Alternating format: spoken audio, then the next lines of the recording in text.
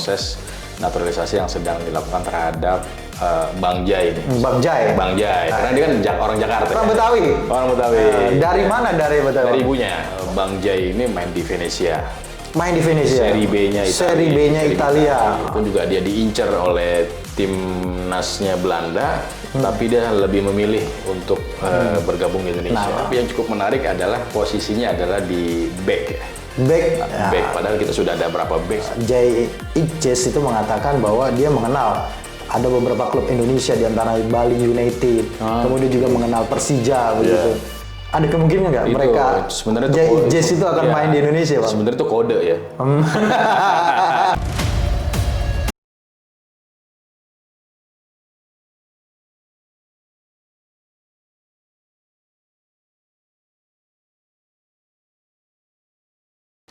Assalamualaikum warahmatullahi wabarakatuh. Kembali lagi di YouTube channel Love Football by Halo Pengacara. Apa kabarnya sahabat Love Football Halo Pengacara? Semoga dalam keadaan sehat walafiat ya. Kembali bersama Bung Acun. Kita akan memberikan ulasan terkait dengan sepak bola nih. Sepak bola yang diulas melalui perspektif hukum gitu ya Bang ya. Luar biasa. Karena yang mengulas adalah pengacara gitu ya. Bang Nasrul, kemarin kita sudah membahas ada 7 calon pemain naturalisasi yang diincar oleh Sintayong, Bang. Nah, salah satunya adalah Jai Ijes ya, Bang. Pemain asal Mierlo, Belanda. Kelahiran tahun 2000. Berarti berapa usianya sekarang?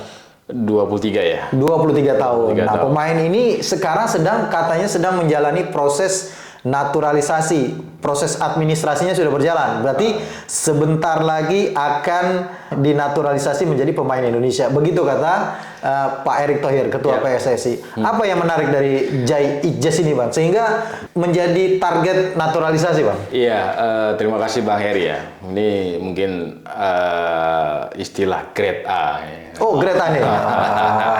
Kenapa dia grade A? Karena Pak Erick sendiri yang langsung menyampaikan ya di publik terkait dengan proses naturalisasi yang sedang dilakukan terhadap Bang Jai ini. Bang Jai? Bang Jai, karena dia kan orang Jakarta ya. Oh, dia orang Jakarta? Oh, Bang Jai gitu ya? Orang Betawi? Orang Betawi. Dari mana dari Betawi? Dari ibunya. Oh, dari ibunya? Dari ibunya, jadi dari ibunya orang Indonesia gitu. Orang tua dari ibunya orang Indonesia? Orang Indonesia. Orang Jakarta? Orang Jakarta. Orang Betas? Orang Betas. Betawi asli?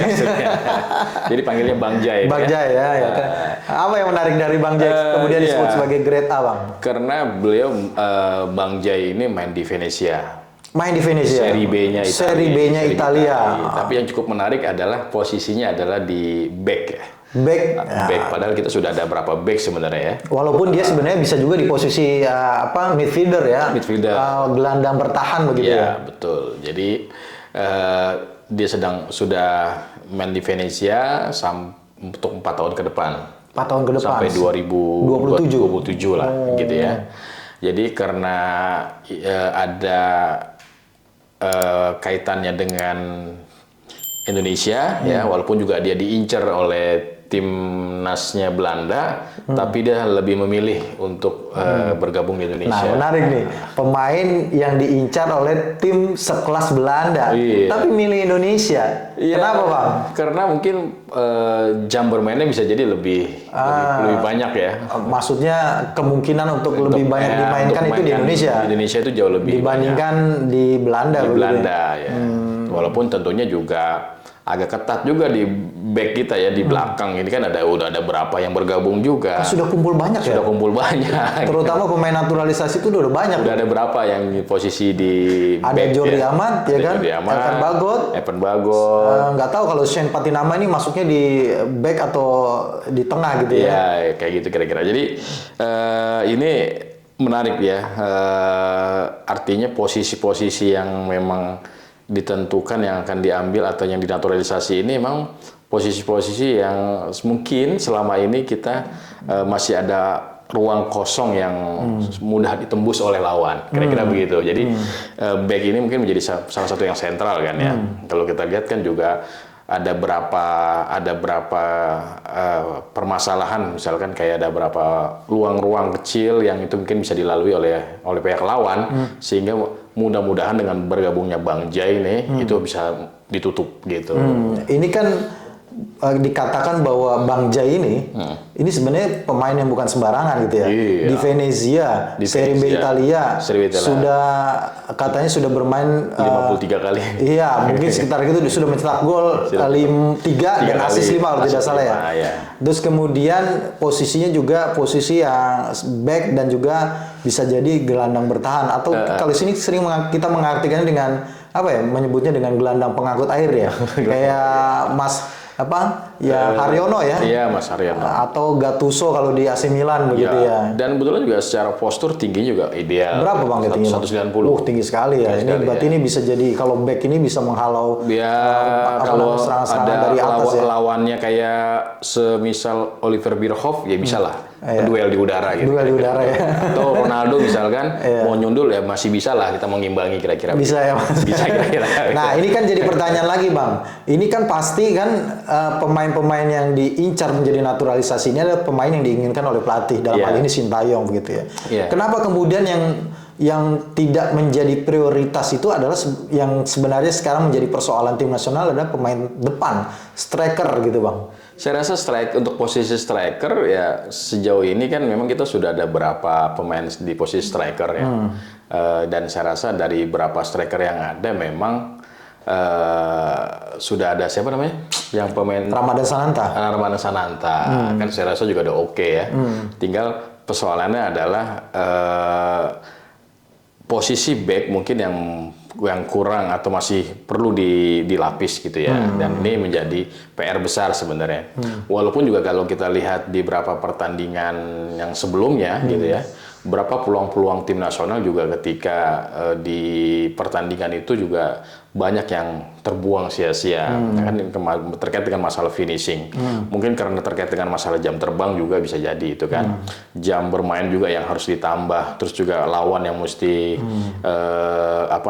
ya bisa lebih ketat lagi atau lebih bisa punya level lebih tinggi lagi secara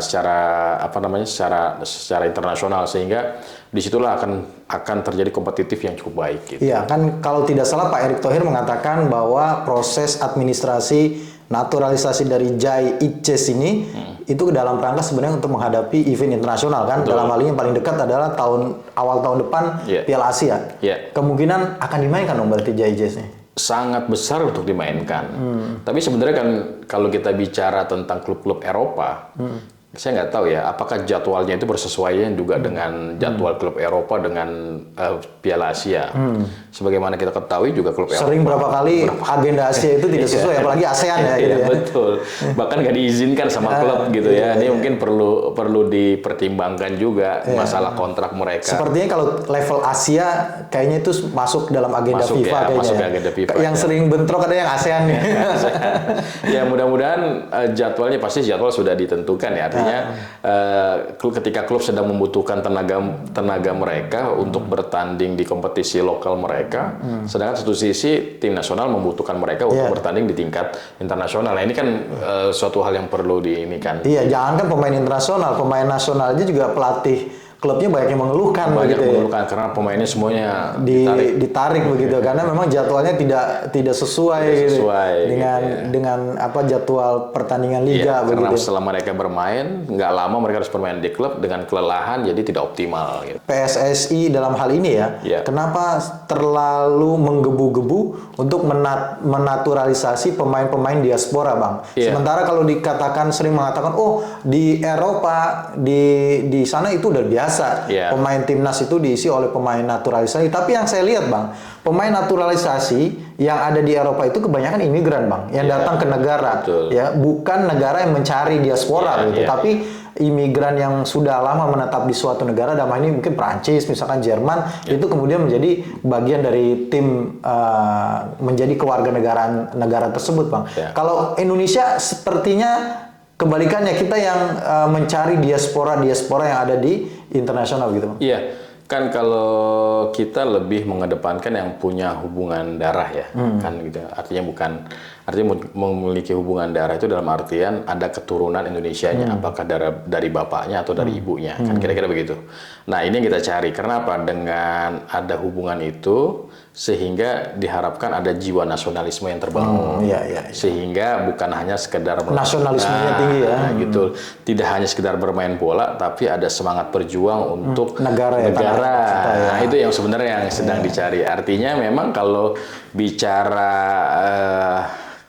idealnya, ya ini even nggak menjadi suatu hal yang wajib, artinya suatu hal yang rutin yang harus dilakukan. Tapi ini adalah masa transisi sampai munculnya bibit-bibit unggul dari tanah air. Iya. Dalam salah satu wawancara Bang di kanal YouTube ya, Jay Ijes itu mengatakan bahwa dia mengenal ada beberapa klub Indonesia di antara Bali United, kemudian juga mengenal Persija begitu. Ada kemungkinan nggak mereka Jazz itu akan main di Indonesia, Bang? Sebenarnya itu kode ya. Pengen main di Indonesia? Ya, sebenarnya itu kode ingin bermain di Indonesia. Karena saya rasa kompetisi yang menarik, ditambah salary yang menarik, saya rasa itu menjadi daya tarik tersendiri untuk bisa bermain. Tapi ini akan memunculkan kontroversi nih, Bang. Kenapa? Pasti netizen Indonesia jangan main di Indonesia katanya. Lebih baik di luar aja gitu. Ya, karena tentunya ya harapan kita dia bermain dimanapun dengan skill yang dia miliki dan dia bisa berkontribusi untuk Indonesia. Iya, yang paling penting itu ya. Iya. Kontribusi untuk Indonesia, bukan hanya sekedar embel-embel yang Abang sering bilang. Berembel-embel bermain di kompetisi internasional begitu ya. Tapi jiwa nasionalisme itu harus. Yang ditonjolkan begitu dan juga kemampuannya tentunya. Betul. Ya, makasih Bang Nasrul atas ulasannya. Selamat datang untuk Jay Ijes menjadi warga negara Indonesia dan kita tunggu aksinya di Piala Asia 2024 ya berarti ya. Ya, makasih. Sekali lagi makasih sahabat Halo Pengacara yang sudah menyaksikan video ini sampai dengan selesai. Jangan lupa dukung terus Love Football by Halo Pengacara, nyalakan loncengnya dan subscribe YouTube channelnya ya. Makasih sekali lagi. Salam Halo Pengacara. Assalamualaikum warahmatullahi wabarakatuh. Waalaikumsalam.